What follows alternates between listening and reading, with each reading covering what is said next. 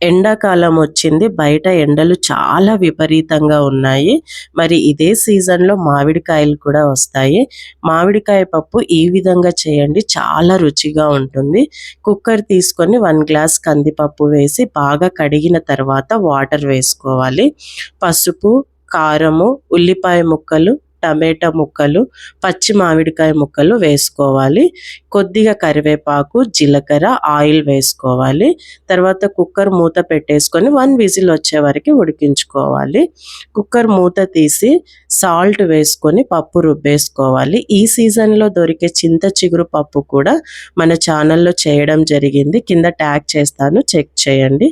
పప్పుకు తాలింపు వేసుకుందాము. ఆయిల్ వేసి ఎల్లిపాయలు, ఎండుమిర్చి, జీలకర్ర, ఆవాలు, కొద్దిగా కరివేపాకు వేసుకొని తాలింపు పెట్టుకోవాలి. రెసిపీ నచ్చితే ప్లీజ్ సబ్స్క్రైబ్ చేయండి. అలాగే లైక్ కూడా చేయండి.